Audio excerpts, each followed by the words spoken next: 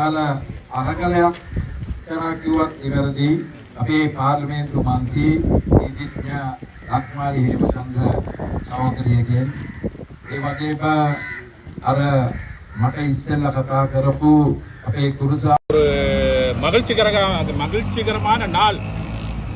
ஏனென்றால் நாங்கள் கடந்த கொழும்பு மாநகர சபை தேர்தலிலே லாந்தர் சின்னத்திலே சுயாதீன அணியாக நாங்கள் போட்டியிட்டு 2 ஆசனங்களை பெற்றுக்கொண்டோம். எங்கள் அணியினர் 2 பேர் KT குருசாமி ஆகிய என்னையும் திரு பலபுஷ்பநாதன் அவர்களையும் கொழும்பு மாநகர சபை உறுப்பினராக தெரிவு செய்தார்கள். உங்களுக்கு தெரியும், கொழும்பு மாநகர சபையிலே தேசிய மக்கள் சக்திக்கு ஆட்சி அமைப்பதற்கு போதுமான அளவு பெரும்பான்மை இருக்கவில்லை.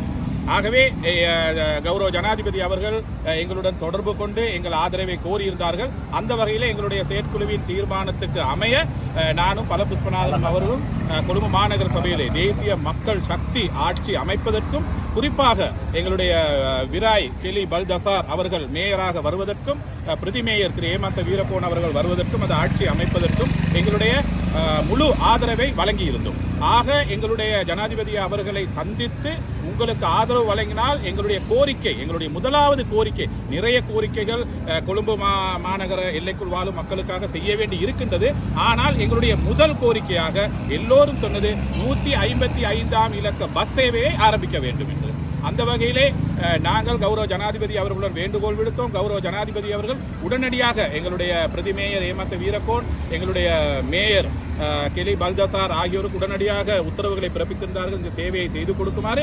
அது நாங்கள் மாத்திரமல்ல, நாங்கள் சுயாதீன அணி போன்று கொழும்பு மாநகர சபையிலே அத்தனை சுயாதீன குழுக்களும், குறிப்பாக தேசிய மக்கள் சக்திக்கு ஆதரவு வழங்கிய சுயாதீன குழுக்கள், அதே போன்று தேசிய மக்கள் சக்தியினுடைய இந்த வடகொழும்பு அமைப்பாளர்கள், அதனுடைய நகரசபை உறுப்பினர்கள் எல்லோருமே இந்த பஸ்ஸின் அவசியத்தை பற்றி பேசியிருந்தார்கள். ஆகவே இந்த நேரத்தில் எங்களுடைய சுயாதீன குழு சார்பாக, எங்களுடைய பலபுஷ்பநாதன் சார்பாகவும் இந்த அனைத்து தேசிய மக்கள் சக்தியினருக்கு, கௌரவ ஜனாதிபதி அனுரகுமார திசாநாயக்க அவர்களுக்கு, எங்களுடைய மேயர் இன்றைய தினம் அவருக்கு அவசர வேலை காரணமாக இன்றைய தினம் மேயர் வரவில்லை. ஆகவே மேயர் அவர்களுக்கு, பிரதி மேயர் அவர்களுக்கு, அதே போன்று தேசிய மக்கள் சக்தி அனைத்து உறுப்பினர்களுக்கு இந்த நேரத்தில் நன்றியை தெரிவித்துக் கொள்கின்றோம். இது நீண்ட ஒரு அதாவது வடகொழும்பிலே இருக்கக்கூடிய வறுமை கோட்டுக்கு கீழ் வாழுகின்ற மக்களுடைய நீண்ட நாள் ஆசை. பாவம், ஏழை எளிய மக்கள் இந்த பஸ் இல்லாமல் நிறைய கஷ்டங்களை அனுபவித்தார்கள். இப்பொழுது அதற்கு ஒரு எதிர்காலம் கிடைத்திருக்கின்றது. நாங்கள்